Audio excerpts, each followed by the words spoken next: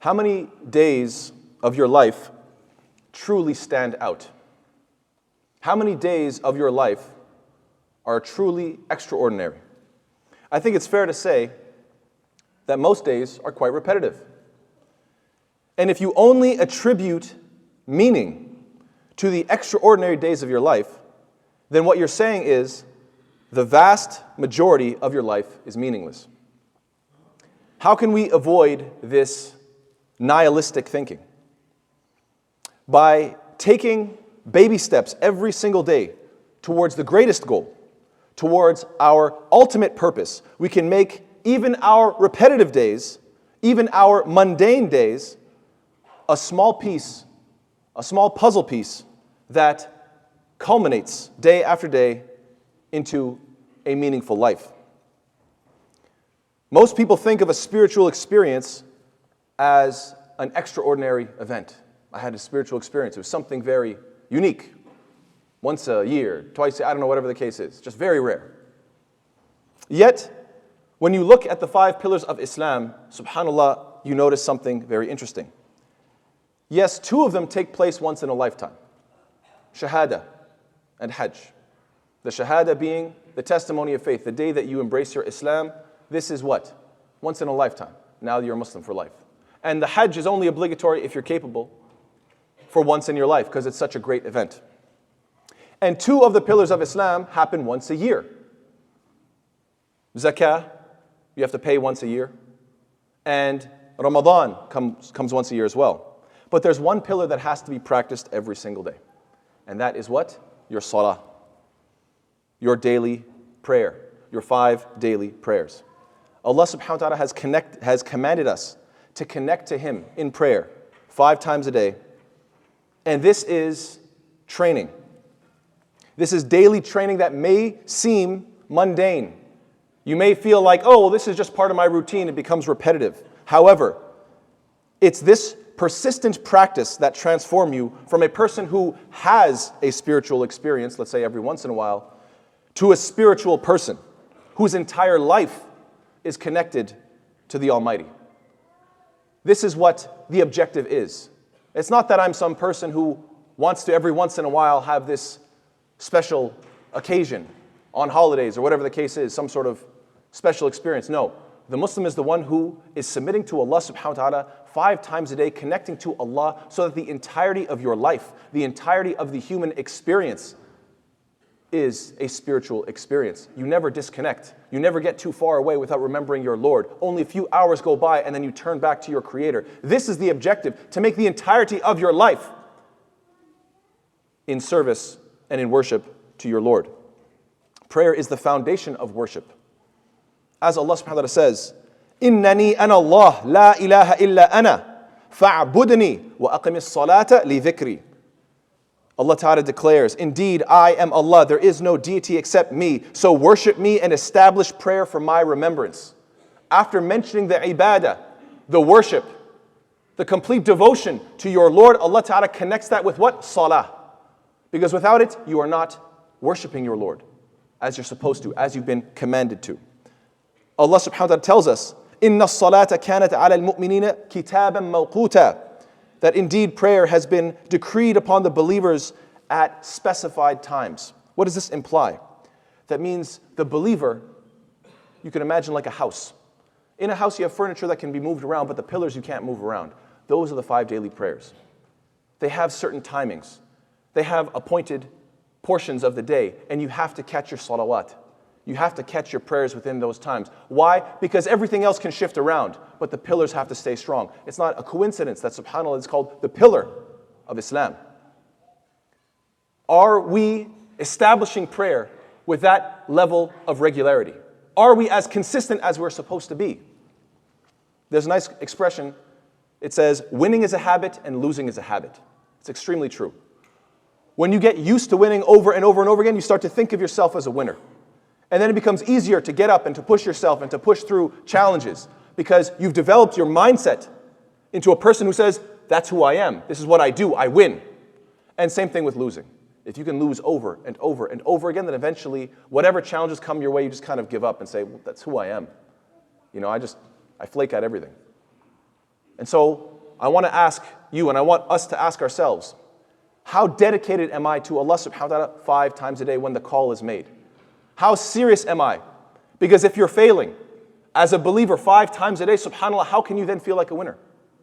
And vice versa. If every single time that call is made, you can stand up, you make your wudu, you wash up, you face the qibla, and you pray to Allah subhanahu wa ta'ala, how could you possibly be a loser? It's impossible, subhanAllah.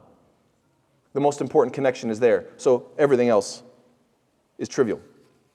Ibn al-Qayyim rahimahullah has a very beautiful quote when he describes the salah, describes the 5 daily prayers. He says, "As-salatu majlabatun lil-rizq, hafizatun lis-sihha, dafi'atun lil-adha, taridatun lil-adwa, muqawwimatun lil-qalb, mubayyidatun lil-wajh, mufrihatun lil-nafs, mudhibatun lil-kasl, munashitatun lil-jawarih, mumaddidatun lil-quwa, sharihatun lil-sadr, mughadhiyatun lil-ruh, munawwiratun lil-qalb, حافظة للنعمة دافعة للنقمة جالبة للبركة مبعدة من الشيطان مقربة من الرحمن." What does this mean? He says the prayer, it's a reaper of provisions, a preserver of health, a defense from harm, a repeller of illness, a strengthener of the heart, an illuminator of the face, a joy for the soul, a remover of laziness, a stimulant to the limbs, a supplier of courage, an expanse for the chest, nourishment for the spirit, enlightenment for the heart, a safeguard for blessings, an eliminator of punishment, a provider of gifts, a distancing of shaitan, and an approach to Ar-Rahman, the abundantly merciful Allah subhanahu wa ta'ala. What a beautiful quote. And how true. Anybody who has been establishing their salawat, they know this is what you turn back to. Every single day, you are connecting to your Lord. How could we ignore this most important gift, this most important command that Allah Ta'ala has delivered to us? Most of us get frustrated if our prayers aren't granted immediately. You know, you pray for something, you ask Allah for something, and you feel like, man, why isn't it coming immediately? I want this. Do you want Allah Ta'ala to respond to you sooner? Well, have you considered responding to Him sooner? When these 5 daily prayers come about, and Allah Ta'ala invites you and calls you to pray, do you respond quickly? Or do you respond lazily? Do you respond slowly? Or are you entirely unresponsive and you miss your prayer? How frustrated do you get if you send somebody a message on your phone and they leave you unread? Why isn't this person responding to me? 2 minutes go by. Oh, that's it. I got to have a word with this person. You start getting annoyed. Subhanallah. What about us? 5 times a day we're being called. Worship your Lord. I mean, cumulatively, the 5 daily prayers add up to what, a half an hour of your day? SubhanAllah, Allah Ta'ala gave you how much time? 24 hours every day. You can't spend 30 minutes spread throughout the day to be grateful and to worship your Lord? Many of us have weaknesses towards certain temptation. This is natural. We have addictions that we wish we could control so that the addictions wouldn't control us. Allah Subhanahu wa Ta'ala promises, establish the prayer. Why? Inna as-salata tanha 'anil fahsha'i wal munkar. Because indeed the prayer prohibits immorality and wrongdoing. You establish your salawat, it will strengthen you. It'll fortify you. And it will aid you in overcoming whatever weakness and whatever addiction you're dealing with. We all make mistakes. And we should all want to mend our relationship with our Creator. So Allah subhanahu wa ta'ala tells us how we can mend our relationship. وَأَقِمِ الصَّلَاةَ طَرَفَيِ النَّهَارِ وَزُلُفًا مِنَ اللَّيْلِ إِنَّ الْحَسَنَاتِ يُذْهِبْنَ السَّيِّئَاتِ ذَلِكَ ذِكْرَ لِلذَّاكِرِينَ. What a beautiful ayah. Allah Ta'ala says what? And establish the prayer in the 2 ends of the day and in the approaches of the night. This is a reference to what? The 5 daily prayers. Establish your 5 daily prayers. Indeed, good deeds do away with evil deeds. You know when you have that guilt built up in your heart? You know when you've done something wrong and you wish it could go away? Turn to Allah, repent to Allah, keep praying to Allah subhanahu wa ta'ala, and this is how you mend your relationship. These sins that you accumulate, how will you get rid of them? Follow up with good. Follow up with righteousness. Turn back to your Lord. Repent for what you have done. And then Allah subhanahu wa ta'ala so beautifully concludes the verse by saying what? ذَلِكَ ذِكْرَى لِلذَّاكِرِينَ. This is a reminder for those who remember. If you have the ability to remember anything, remember this. Pray your 5 daily salawat and keep connecting to your Lord. This will continuously mend your relationship with Allah. You can have an amazing relationship with your family, with your neighbors, with your coworkers, with your community, with your bank account. But if your relationship with Allah subhanahu wa ta'ala is bad, then the rest is utterly useless. The Prophet ﷺ described the 5 daily prayers as what? مثل الصلوات الخمس كمثل نهر جار غمر على باب أحدكم يغتسل منه كل يوم 5 مرات. That the 5 daily prayers is like a person who, outside of his house, he has a deep flowing river and he could go bathe in it 5 times a day. How could a person, I don't care how dirty you get, I don't care how muddy you get in your daily work, I don't care if you're working whatever job you're working, you say, oh, I get so dirty. If you are bathing and washing in a deep, beautiful, flowing river 5 times a day, you're going to be cleansed, you're going to be cleansed, you're going to be purified. This is exactly what the 5 daily prayers do for you. The fact of the matter is, this life isn't permanent. The fact of the matter is that we all have to turn back to Allah subhanahu wa ta'ala. Whether we turn back in this life by choice or whether we are turned back through death and we are brought back to our Lord. And there's a very beautiful quote from the Tabi'i Abu Hazim. He once was asked, Ya Aba Hazim, ma lana nakrahu al-maut. Oh Abu Hazim, why is it that we hate death? Simple, pretty straightforward question. One of his students is asking, why do we hate death? قال لأنكم أخربتم الآخرة وعمرتم الدنيا وكرهتم أن تنتقلوا من العمران إلى الخراب. He says, well, it's simple. Because you've ignored your afterlife and you've developed and worked on your material world. And so therefore, you would hate to transition from that which you've built to that which you've destroyed. If you've invested your entire life in this world, knowing that it's going to go away, but this is all you got, and you've completely ignored the afterlife, even though you know it's permanent, and you know it's coming, and it could come at any moment, then you would hate to transition from what you've developed to what you've ignored and what you've destroyed. And so the student, he responds, أصبت يا أبا حازم. He goes, yeah, you're right. فكيف القدوم غدا على الله تعالى. He says, yeah, you're right. So how will we approach Allah tomorrow? Tomorrow meaning like when we die. Like, how's it going to be? And so he says, أما المحسن فكالغائب يقدم على أهله وأما المسيء فكالآبق يقدم على مولاه. He says, well, 2 ways. We're all going to approach in one of 2 ways. For the righteous, it'll be like going home to your family after a long and hard journey. We all know you've been out for a really long time. You're just exhausted. You want to come home to a nice warm meal. Kids are smiling. Everybody's happy to see you. Big hugs and kisses. For the one who is righteous and who is always turning to his Lord, death will be like coming home to your family after a long and hard journey. However, for the wicked person, it'll be like the fugitive who gets caught by the authorities. We can all imagine the feeling, that pit, that feeling of the drop in your stomach, the nervousness, the heart pounding, your mind completely racing. What did I do? I wish I could go back. I can't believe this is happening. When you see those flashy lights and you realize you're in trouble. So which end of the spectrum do you want to be on? Brothers and sisters, in Islam, there's no such thing as a liberal Muslim, a modernist Muslim, a progressive Muslim, a reformist Muslim. I want to change Islam. No, there's one Islam. That's it. And in Islam, you have to pray 5 times a day. That's what it is. Struggling to pray, that makes you a Muslim. That makes you human. We all struggle. You might sleep in, you might make a mistake, you might pray late, you might forget. That's human.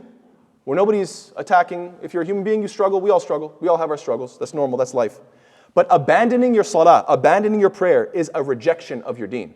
To completely say wholeheartedly, no, I just don't do that. Because I'm a Muslim, but I'm a this type of a Muslim, or I'm a that type of a Muslim. Some sort of label on top of it, then please, I would like to remind you that the Prophet ﷺ very clearly stated, لَيْسَ بَيْنَ الْعَبْدِ وَبَيْنَ الْكُفْرِ إِلَّا تَرْكُ الصَّلَاةِ. There is nothing between a person and disbelief except the abandoning of prayer. You drop your prayer, I'm sorry. You can't say that. You can't say, I truly believe that Allah is commanding me 5 times a day and I ignore every single time, without exception. Oh, but I'm working on it. No, you're not working on it. At a certain point, you know, deep in your heart, you know, I've just dropped it. I don't care. And the Prophet ﷺ is saying what? This is kufr. It's disbelief. Not because I say so, but because the Prophet ﷺ taught it this way. And inshallah ta'ala, we're going to continue in the second khutbah. Wa sallallahu ala sayyidina Muhammad wa ala alihi wa sahbihi wa sallam kathira. Bismillah, walhamdulillah, wa salatu wa salam ala rasulillah. For those of you that struggle, I want to remind you that it doesn't matter where you are. It doesn't matter what past sins you may have committed and you feel so guilty, I can't turn back, my sins are too big. That's nonsense. It doesn't matter who you're with. Oh, these are very important people and I can't disappoint them. Nonsense. all of these factors, I'm busy and I have this and I have that and I'm in this place and that place, whatever factors are in your mind, analyze them and realize that they are meaningless. Don't be afraid to establish your prayer. Turn back to Allah. You've made mistakes, turn back to Allah. You feel guilty, still turn back to Allah. You feel like you're worthless, still turn back to Allah. Always remember that in Allah subhanahu wa ta'ala, Allah ta'ala is abundantly merciful and there's no way that your sins could outdo His mercy. Impossible. So long as you have a sincere heart and you're willing to turn back, Allah ta'ala forgives and will continue to forgive. Sometimes you might feel shy. Maybe you're at work, maybe you're at school. Oh, I don't want to tell people that, where are you going? And you feel shy to tell them that you want to pray. Be proud to say, no, I have to go do my prayer. I have to pray to my Lord. And by the way, there's two ways that you could answer this question. If somebody says, really, why do you pray? Both answers are good, but they do have differences. One answer, which is a perfectly good answer, is sort of you could say the PC answer, which is what? It's spiritually fulfilling. It makes me happy. It's a source of gratitude. It reminds me of my purpose of life. This is true. It's all good. But it's only half the equation. The other half of the equation is what? Why do I pray? Because God commanded me to. Because He is my master and because I am His slave. Even if I'm tired, even if I'm busy, and even if I'm stressed, I have to obey my Lord, my Creator, Allah subhanahu wa ta'ala. This is the answer. Both of these answers are correct, by the way. But the first one is PC, politically correct, if you will. The PC answer is acceptable because it could mean that our desires are paramount. And that is what makes most people feel comfortable, because that's what resonates with them. Most people, unfortunately, they make their desires the end-all, be-all, the most important thing, their deity. Allah Ta'ala mentions this in Surah Furqan. Have you seen the one who has taken his desires as his deity? In other words, everything has to comply with my whims. It's as if the person is saying, I'll obey God so long as God's rules comply with my desires, but if not, then I don't obey. So we need to say both. Yes, of course, no doubt whatsoever. You wake up, you pray to Allah subhanahu wa ta'ala. It's a source of spiritual fulfillment. It's a way to connect to your Lord and feel grateful for your life. SubhanAllah, it organizes your day and makes it revolve around your ultimate purpose, which is turning back to your Lord. These are all positive and beautiful, and I'm not negating them at all. But also don't be afraid to say the other half of the equation. What if you're not feeling like it? I do it anyway. What if you're feeling tired? Got to get up. Why? Because I'm an abd. Because I'm a slave of Allah. And Allah's my Lord. And that's it. Yeah, but that makes me feel uncomfortable. I'm not that interested in how that makes you feel. This is what it is, and this is who I am. So yes, we have to embrace this reality. The final point that I'd like to make is this. Love is a very powerful thing. And a life that never experienced love is a very deprived life. I think most people can agree with this fact. However, there's something more powerful than love. That's worship. It's always going to be more powerful than love. Think about it. You love your wife, you love your kids. You don't worship your wife and you don't worship your kids. Just as a simple example. So worship is always going to be the higher degree. And there's nothing more powerful than worship. And there's nothing greater than worshiping the one who deserves to be worshipped. How many people are deprived? We need to be the example. We as believers need to set the example and worship Allah subhanahu wa ta'ala out of love, but also out of servitude and humility. So may Allah subhanahu wa ta'ala make us of those who never abandon our salawat. May Allah ta'ala make us of those who are consistent and persistent in our prayers. May Allah subhanahu wa ta'ala make us of those who turn to Him 5 times a day without exception. May Allah ta'ala make us of those who can benefit spiritually, but at the same time, even if we feel down, even if we feel it's difficult, we still turn because we know that we are commanded and because Allah ta'ala is our Lord and we are enslaved to Him. May Allah subhanahu wa ta'ala forgive us for our shortcomings. May Allah ta'ala make us stronger and better as a community and make us consistent in the masjid. Ameen ya Rabbil Alameen.